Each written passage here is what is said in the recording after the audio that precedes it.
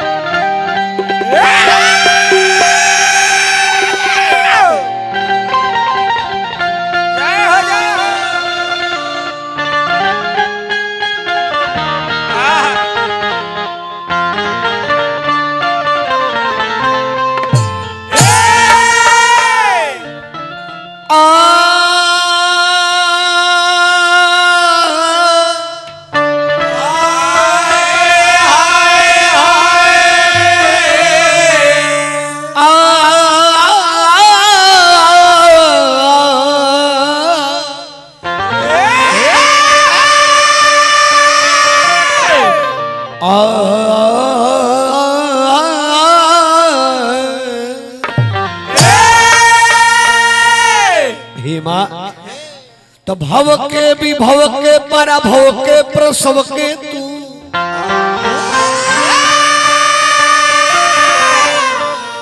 हे तू हो कंठ कलरव के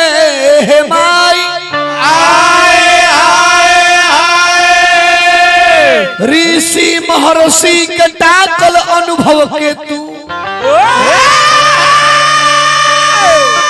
तन्ने वह सब उत सबके तो लवला के भौजे ओकरायाम के पलव के तू प्रेमी हो ढकनी जब के हेमाई देवी दयावंत आदि मध्य अंत सृष्टि के जरी शिव ब्रह्मा के सबके कर से उनका नव छव कई देलू ठंडा को देलू उपद्रव के हेमाई तब दास है शिकारी के मतारिया जो पिठी रे ठोकी दो कहे कि संभव क देलू असंभव के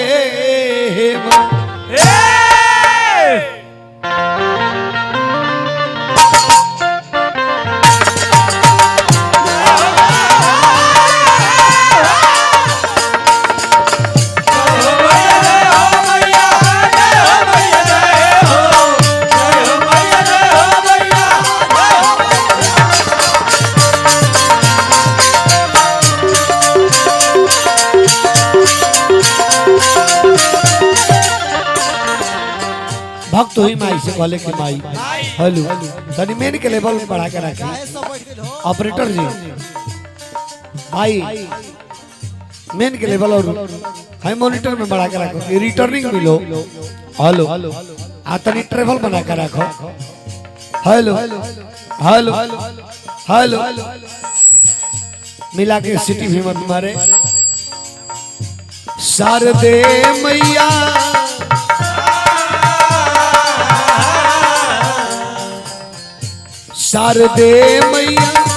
शारदे मैया तोहके बुलाई बचाईला लइका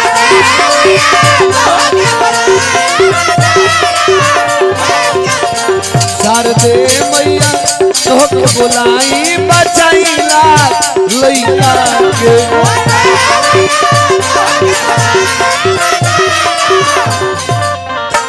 बचाईला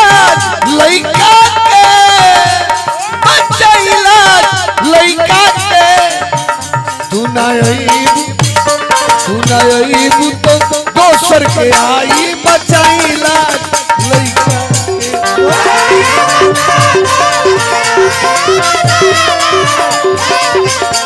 शारदे मैया कह के बुलाई बचाईला लइका के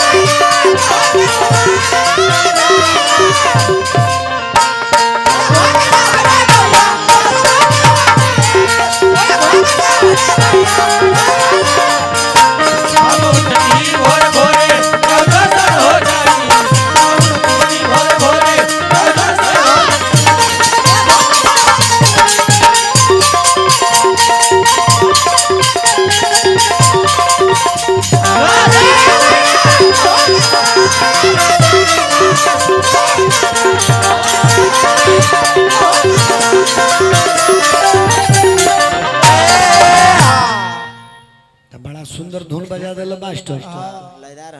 कि मोरा घर के सामने मैया और मंदिर बनी जाई